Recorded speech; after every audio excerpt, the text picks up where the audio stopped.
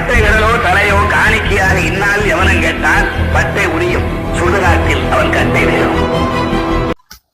சீமான இப்போ வந்து காமராஜர் வந்து துணையை தேடலை, அணையை கட்டினாரு, மற்றவங்கெல்லாம் துணையை தேடாங்கன்னு இன்னும் ஒரு பேச்சு பேசிக்கிறான். வாயில் வந்தது பேசுறத ஒரு பழக்கமாக வச்சுருக்கானே, இவன் துணை தேடாமல் தான் இருக்கானா? எத்தனை துணையை இவன் தேடிக்கான்னு யூடியூப் பூரா இவனை பற்றி பேசுகிறாங்களே, அந்த இதெல்லாம் கணக்கில் வராத.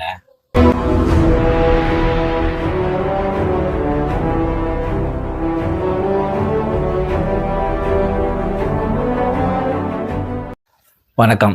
திராவிடியன் ஸ்டாக் யூடியூப் சேனலுக்கு உங்களை வரவேற்கிறேன். இந்த காணொலியை சப்ஸ்கிரைப் பண்ணி பாருங்கள், லைக் பண்ணுங்கள், ஷேர் பண்ணுங்கள், கமெண்ட் பண்ணுங்கள்.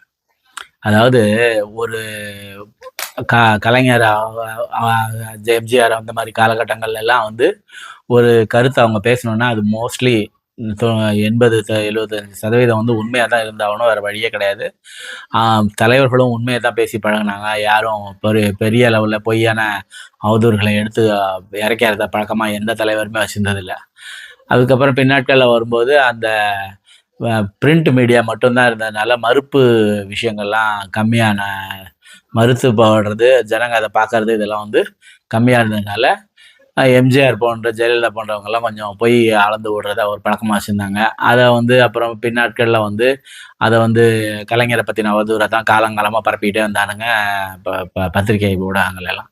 இன்றைக்கி வந்து சமூக ஊடகங்கள் வந்துருச்சு, சேட்டலைட் ஊடகங்கள் இருக்குது.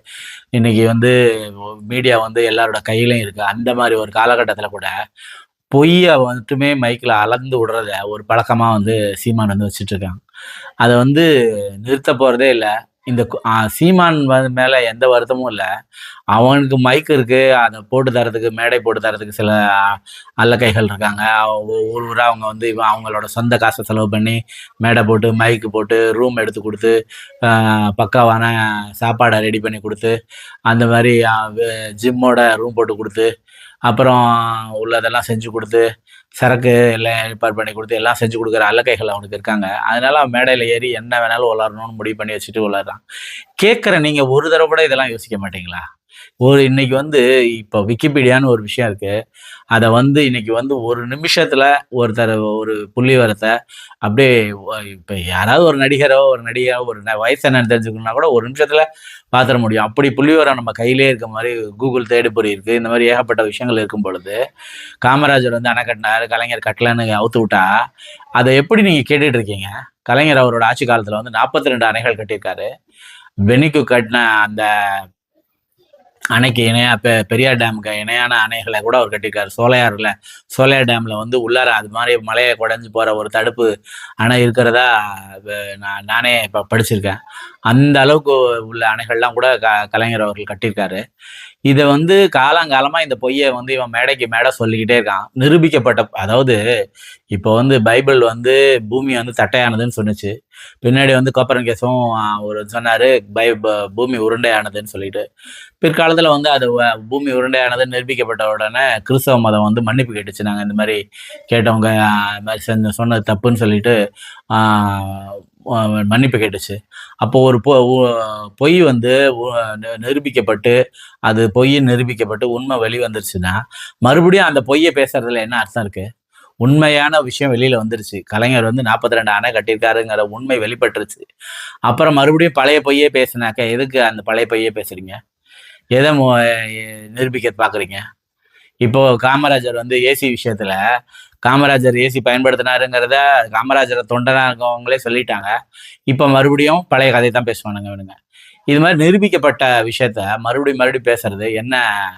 ஒரு அது வந்து திட்டமிட்டு செய்கிற அவதூறு, வேணும்னு செய்கிற அவதூறு. அதுக்கப்புறம் இப்போ ஒரு லேட்டஸ்ட்டு ஒரு புது விஷயம் ஒன்று பண்ணியிருக்காரு சீமானு. அது என்னன்னாக்கா, தேவேந்திர குல வேளாளர்களை வந்து பட்டியலை விட்டு வெளியில் விடுங்க. முதல்ல இவனுக்கு யார் சொன்னாங்க பட்டியலுங்கிறது அவமானம், தாழ்த்தப்பட்டோருங்கிறது வந்து இது அவமானம், அது வந்து கீழ்த்தரமானது, அப்படி தாழ்த்தப்பட்டதுங்கிறது வந்து ஒரு கௌரவ குறைவானதுங்கிறதெல்லாம் இவனுக்கு யார் சொல்லிக் கொடுத்தா? இவன் யார்? ஏன் இதை பரப்புறாங்க? தாழ்த்தப்பட்டோர், பழங்குடியினர், அதுக்கப்புறம் வந்து பிற்படுத்தப்பட்டோர், மிகவும் பிற்படுத்தப்பட்டோர், இதெல்லாம் வந்து ஒரு வகை பிரிவு.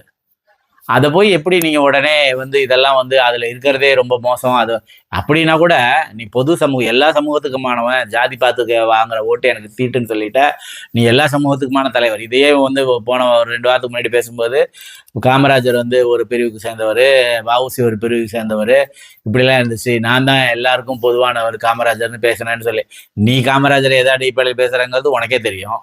அது ஓகே, அதை விட்டு தள்ளு. அதெல்லாம் தாண்டி இந்த மாதிரி எல்லாம் பேசும்போது இந்த தாழ்த்தப்பட்டவர்ல வந்து இருக்கிற அந்த தேவேந்திர குலகர்களுக்கு மட்டும்தான் அவங்க இழிவோட இருக்காங்களா? நீ சொல்ற கான்செப்ட் படியே அவங்க இழிவோட இருக்காங்க, அவமானப்படுத்தாங்க. தமிழன் இழிவுபடுத்தப்படுகிறான், தமிழன் தாழ்த்தப்படுகிறான்னா அது என்ன பர்டிகுலரா அவனுக்கு தேவேந்திர குல வேளாளர் மேல் மட்டும் சதம்? பட்டியலினத்துல வந்து பிற சமூகமும் இருக்காங்க, அருந்ததி இருக்காங்க, பறைய சமூகம் இருக்காங்க. அவங்க மேலையெல்லாம் ஏன் அவனுக்கு இந்த கரிசனை வரவே இல்லை? அவங்களே பட்டியல் விட்டு வெளியில வரணும்னு தானே பேசணும் நீனு. இன்னொரு இன்னொரு விஷயம் என்னன்னா, இன்னொரு சமூகத்தை அவங்க பட்டியலத்துல இருக்கணுமா இல்ல வெளியில போகணுமாங்கிறத அவங்க தானே முடிவு பண்ண முடியும். நீ எப்படி அதை கிளைம் பண்ண முடியும்? நீ யார் அதை கிளைம் பண்றதுக்கு? நீ என்ன அவங்களோட பிரதிநிதியா?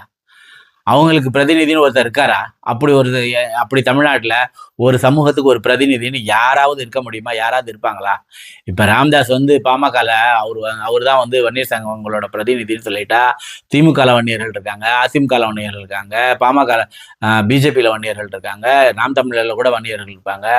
இவ்வளோ பேர் இருக்கும்போது எப்படி ஒரு சமூகத்துக்கு ஒரு ரெப்ரசன்டேட்டிவா ஒருத்தரை உருவாக்க முடியும்? நீ எந்த அடிப்படையில தேவேந்திர குல சமூகத்தை வந்து வெளியில வர சொல்லணும்? இந்த தேவேந்திர குல செயலாளர் சங்க தலைவர்கள்லாம் என்ன செய்யறாங்க?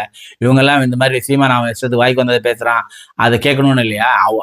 அவன் சரியா பேசினாலும் தப்பா பேசினாலும் அதை பேசுறதுக்கு சீமான் யாருன்னு நீங்க கேட்க மாட்டீங்களா? எல்லாத்தையும் வேடிக்கை பார்ப்பீங்களா? போன மாசம் அவன் கிருஷ்ணசாமி வந்து அவன் கள்ள இருக்கனதை பத்தி பயங்கரமா மாஞ்சி அறிக்கை விட்டாரு.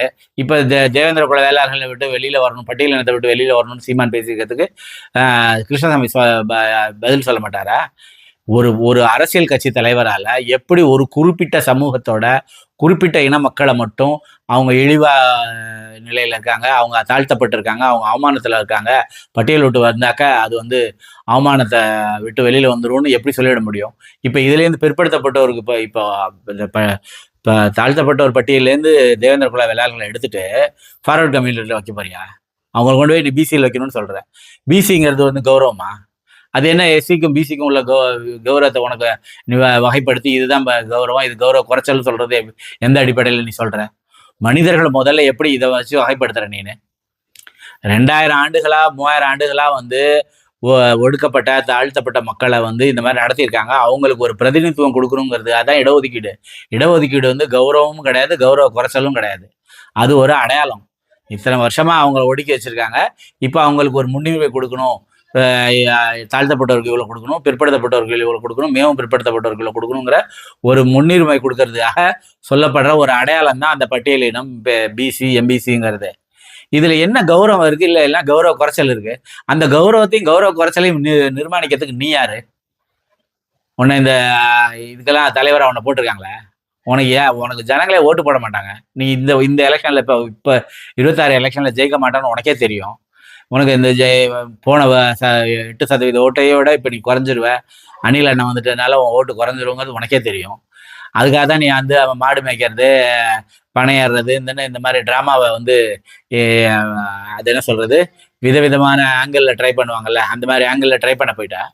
இதுல சம்மந்தமே இல்லாம நீ மாடு மேய்க்க போனா நீ மாடோட போயிருக்க வேண்டியதானே? அதை விட்டுட்டு சம்மந்தமே இல்லாம தேவேந்திர குல வேளாளர்களை பட்டியல் விட்டு நிறுத்தலும் அவங்க வந்து இழிவா இருக்காங்க, தமிழன் எப்படி இழிவா இருக்கு, இதை சொல்றதுக்கு ஒன்று வெக்கமாவே இல்லையா? தமிழன் இளையா இருக்கான்னா அவனை யார் அதை இடத்துக்கு கொண்டு போனது? அந்த பாப்பானை ஏத்து நீ ஏன் ஒரு வாரத்தை கூட பேச மாட்டாங்கிற? அவன் தானே வந்து பிறப்பால பேதம் சொல்லி கொடுத்தவன். அவனை எதிர்த்து நீ ஒரு கேள்வியும் கேட்க மாட்ட. நீ எல்லாத்தையுமே குருட்டு நான் பேசுறவன். நீ வந்து மாடு கேஸ் போட்டவனை விட்டுட்டு மாடுக்கு எதிராக பேசுறவனை பத்தி பேசுறவன், உன் கட்சிக்காரனே போட்டவனை விட்டுட்டு வக்கீல் ஏன் ஒழுங்கா வாதாடலன்னு கேட்கிற ஆளு நீனு. அதனால எனக்கு தெரிஞ்சு நான் சீமானை பத்தி பேசுறது, சீமானுக்கு எதிராக பேசுறதுக்கெல்லாம் நான் விரும்பல. சீமான் முன்னாடி உட்காந்து கேட்குறீங்கல்ல, இது உங்களுக்கு நல்லது இல்லை. இது உங்க மூளையை மழுங்க அடிச்சிடும்.